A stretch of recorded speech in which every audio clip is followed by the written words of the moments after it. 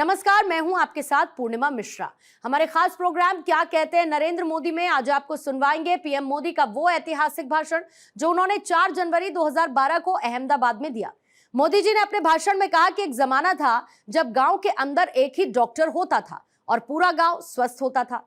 आज एक्सपर्टीज का विषय आ गया है। शरीर के हर अंग के लिए अलग डॉक्टर है, फिर भी कोई स्वस्थ नहीं है। क्या हम बैठकर इस समस्या का समाधान नहीं खोज सकते? मैं तो एक जमाना था जब गांव के अंदर एक डॉक्टर होता था, पूरा गांव स्वस्थ होता था, तंदुरुस्त होता था। आज और वो सब बंदर का व्यापारी होता था। हर मरीज की दवाई वो बन जाता था। एक डॉक्टर होता था गांव में। और पुराने जमाने में वैद्यराज हुआ करते थे। और आज साफ एक्सेलेंसी का विषय आ गया, एक्सपर्टाइज का विषय आ गया है। कान का अलग, नाक का अलग, नाक का अलग, पैर का अलग, हाथ का अलग। अब थोड़े दिन में ये भी आएगा, दाहिने हाथ वाला का एक्सपर्ट अलग, बाएं हाथ वाले का एक्सपर्ट अलग, दाहिने हाथ वाले का एक्सपर्ट अलग, बाएं हाथ वाले का एक्सपर्ट अलग। ये होने वाला है। ये सब होने के बाद भी तंदुरुस्ती का क्या होगा, स्वास्थ्य का क्या होगा? बिल तो बढ़ता चला जा रहा है मित्रों, लेकिन उसके दिल पर बोझ भी बढ़ता चला जा रहा है। क्या हम बैठ करके इसके रास्ते खोज सकते हैं? इतना बड़ा देश है, हम कोई धनी देश नहीं है, गरीब देश है। गरीब देश है तो हम कैसी व्यवस्थाएं करें और हर समस्या का समाधान होगा, हर समस्या का समाधान खोजा जा सकता। और मैं मानता हूं कि इस प्रकार के टैलेंटेड लोग मिले हो, क्या कुछ देश को नहीं दे सकते? कितना सामर्थ्य पर्याप्त है। और मुझे विश्वास है 3 दिन के आपके समारोह से जब जाएंगे, कम से कम मेरी धरती को कुछ दे करके जाएंगे और उसमें से हम कुछ सीखेंगे और हम सरकार में लाने का प्रयास करेंगे। अमल साहब को चिंता थी गरीब पेशेंट का क्या होगा। मुझे अच्छा लगा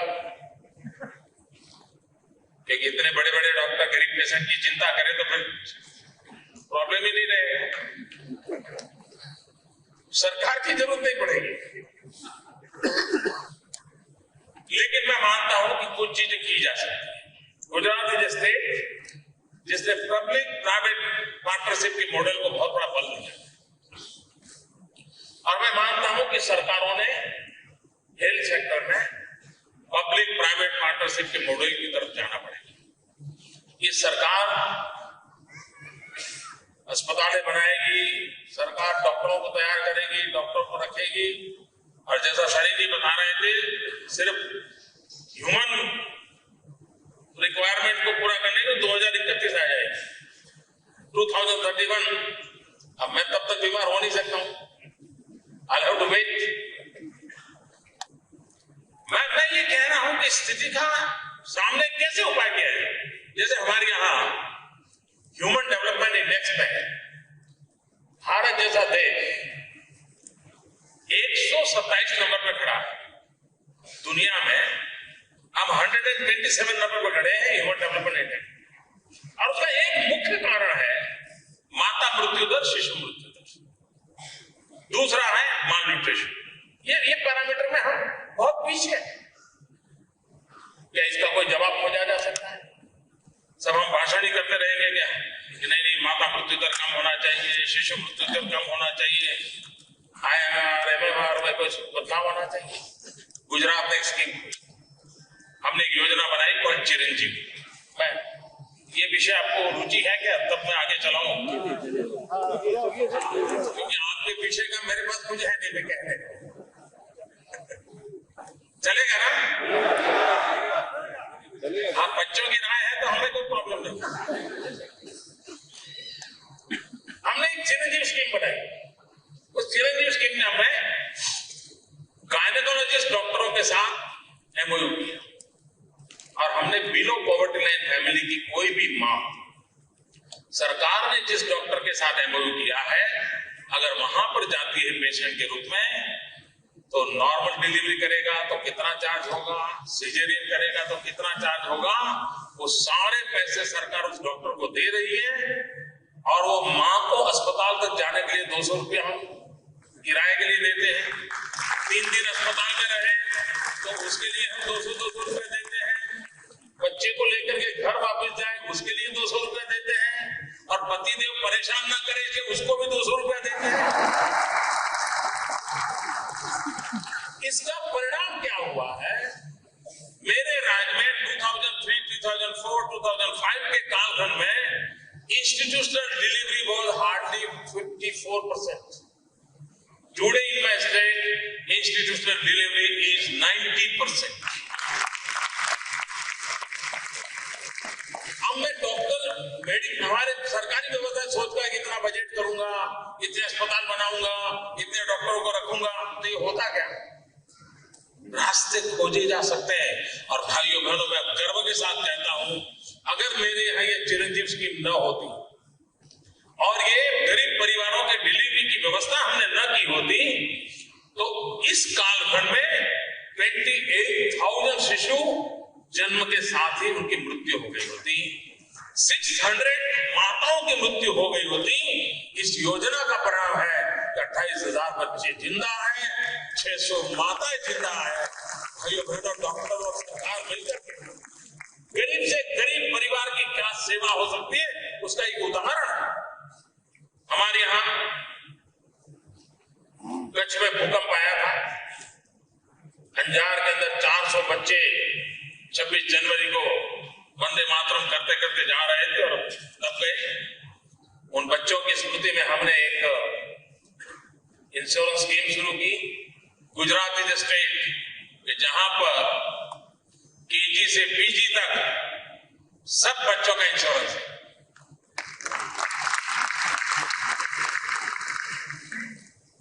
उसके कारण एक कॉन्फिडेंस लेवल आता है।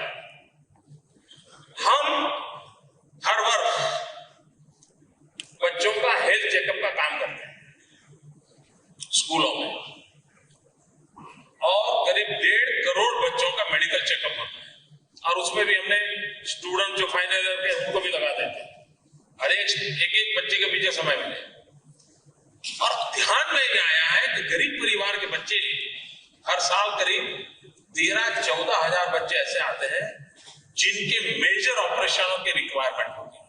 किसी के किडनी ट्रांसप्लांट करनी है, किसी को कैंसर का दर्द है, किसी को हार्ट के वाल्व का प्रॉब्लम है, और मुख्यमंत्री के राहत कोष से इन सबकी मुफ्त में ऑपरेशन मेरी सरकार करवाएगी। इन गरीब बच्चों को जाकर के हम खोज करके लाते हैं। कोई तो बीमारी नहीं है, वरना क्या होता है अगर वो मर जाता बच्चा तो माँ बाप यही मानते, अरे भाई चलो ईश्वर की इच्छा, पता तक नहीं होता कि बेटा किस कारण मरा। लेकिन हमारे इस प्रयासों का परिणाम है कि हर वक्त 13 से 14 हजार बच्चों के मेजर ऑपरेशन सरकार करवाती है, और उन बच्चों की जिंदगी हम बचा लेते हैं। अगर आपको यहाँ मौका मिले तो बीएन मेहता अस्पताल हुआ, हार्ट की अस्पताल है हमारी, एक पूरा वार्ड उन बच्चों के लिए, जिसे हमें 1 रुपया लेना नहीं है, लेकिन उन बच्चों की जिंदगी बचाने और गरीब परिवार के बेटे, छोटे छोटे बालक, हम उनके लिए एक योजना बनाई है। बड़ी सफलतापूर्वक योजना हमारी चल रही है, और उसका लाभ गरीब परिवार को मिले। जिस प्रकार से हम हेल्थ पे इस प्रकार से काम करें, दूसरा हम न्यूट्रिशन पर बल करें। मैं मानता हूं बीमारी के खिलाफ लड़ने के लिए सबसे बड़ी औषध कोई है तो पीने का शुद्ध पानी। हमारी सारे आरोग्य के जितने मेडिकल क्षेत्र का जो बजट है, अगर हम पीने का शुद्ध पानी पहुंचाने में सफल हो जाएं, मैं समझता हूं बहुत बड़ी मात्रा में हेल्थ के बजट का बचत है। हमने गुजरात में काम किया, नर्मदा का पानी करीब 8,000 गांव में पहुंचाया पीने के लिए। पहले जहां 2,500 TDS वाला पानी लोग पीते थे, आज 100 TDS वाला एज गुड एज बिस्लरी वाला पानी लोगों को पीने मिला। और पानी का परिणाम ये हुआ है कि उसकी रेजिस्टेंस पावर इतना बड़ा है कि आज मेरे गुजरात में पूरे इस दशक में कोई एपिडेमिक की खबर आपने सुनी नहीं होगी। इसका एक मूल कारण पानी है, और दुनिया के समृद्ध देशों का कहना ऐसा है, अगर शुद्ध पीने का पानी का प्रबंध होता है तो GDP 4% बढ़ जाता है, इकोनॉमी को भी कितना लाभ होता है। और ये काम कैसे हुआ मित्रों? हमने 700 डेज में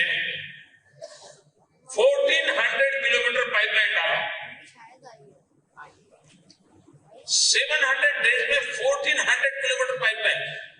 आप आपके नगर के अंदर 2 इंच की पाइपलाइन डालते हैं ना, तो भी 2-2 साल तक गड्ढे रहते हैं। यही होता है ना? गलत तो नहीं होगा, मेरे गुजरात में ऐसा होता है।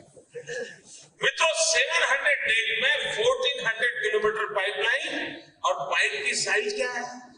आप मारुति कार में फैमिली साथ उस पाइप पर ड्राइव कर सकते हैं। इस साइज की पाइप, और उससे हमने पानी पहुंचाया है 8000 गांव। आप साबरमती में नर्मदा का पानी देख रहे हैं। साबरमती में साबरमती का पानी नहीं है सर, हमने टेक्नोलॉजी का क्या उपयोग किया देखिए। और उसके कारण मेरे यहाँ अहमदाबाद में आज 100 TDS का पानी टैप में मिलता है, और उसके कारण मेरे यहाँ 7 दिन लगातार बारिश रहने के बाद भी बीमारी का वो माहौल खड़ा नहीं होता। आज से 6 साल पहले अगस्त सितंबर में किसी डॉक्टर को मिलने जाओ तो वही कहता था अभी सीजन बहुत ज्यादा है, मैं नहीं आ सकता। हाँ, डॉक्टर ये कहता था, लोग बीमार है तो वो कहते सीजन है, अच्छे दिन आए वो। अभी बोले बहुत अच्छे दिन है मोदी जी, अभी मैं नहीं आ सकता। मित्रों, पिछले 6 साल से अगस्त और सितंबर में मेरे अहमदाबाद का डॉक्टर कहीं रिश्तेदारी में जाना है तो आजकल जा सकता है, फुर्सत है उसकी। मित्रों, हेल्थ के विषय में प्रिवेंशन में दूसरा है माल न्यूट्रिशन। भारत जैसे देश, हमने इसमें जन आंदोलन खड़ा किया। हम फोर्टिफाइड आटा, फोर्टिफाइड मीट, फोर्टिफाइड ऑयल, गरीब परिवार के घर में फोर्टिफाइड व्यवस्थाएं कैसे पहुंचे और उसके कारण वो माल न्यूट्रिशन से कैसे बाहर आए, उस पर हम काम कर रहे हैं। हम किशोरी जो लड़कियां हैं छोटी छोटी, मां बनने से पहले उसका फिजिकल डेवलपमेंट कंप्लीट हो, उसके लिए क्या व्यवस्था, उसकी चिंता कर रहे हैं। और ये सब गरीब परिवार है दोस्तों, ये कोई अमीर परिवारों की मैं बात नहीं कर रहा हूं। हम न्यूट्रिशन एक बहुत बड़ी चैलेंज है मेरे हिसाब से, हम उसमें लगे हैं। ये 2 कारण है। कुछ लोगों को न्यूट्रिशन का प्रॉब्लम इसलिए है कि खाना मुहैया नहीं होता हो, कुछ लोगों का इसलिए प्रॉब्लम है कि वो हेल्थ कॉन्शियस नहीं है, ब्यूटी कॉन्शियस है। और ज्यादा बड़ी समस्या ये हो गई है, कोई भी माँ बेटी को कहे बेटी दूध पी लो तो बेटी मना कर रही है, दूध नहीं पीऊंगी, क्यों? मोटी हो जाऊंगी तो। और माँ और बेटी का घर में झगड़ा यही चलता रहता है। और ये सारे बच्चे, अमीर घराने के बच्चे, माल न्यूट्रिशन के शिकार हो रहे हैं, उनके चेहरे पर कोई चमक नहीं। ये सब प्रिवेंशन के लिए करने वाले काम है। मैं समझता हूं सरकार का ये प्राथमिक दायित्व है, और उस काम पर हम बल दे रहे हैं। जहां तक मेडिकल एजुकेशन का सवाल है, सरीन जी कह रहे थे मोदी जी इंडस्ट्री में पैसे लगाओ मत, इसमें लगाओ। मैं आपकी सलाह को पहले से बता दूं कि मेरा राज्य ऐसा है कि जो इंडस्ट्री में 1 नया पैसा लगाता नहीं, 1 नया पैसा नहीं लगाता हूं जी। वो रतन टाटा लगाते हैं जी, हम नहीं लगाते, हम नहीं लगाते। और मैं गुजरात में मुख्यमंत्री बना उसके पहले मेरे यहाँ जितनी मेडिकल एजुकेशन के लिए सीट थी, आज करीब 2.25 गुना हो गई, मोर देन डबल। और अभी हमारी 7 मेडिकल कॉलेज की अर्जियां पेंडिंग पड़ी है सही महोदय के पास, वो अभी यहाँ साइन करके जाइए। हम बजट खर्च करने तैयार है। साहब, सबसे बड़ी रुकावट यही है, और हमारा सपना है सभी डिस्ट्रिक्ट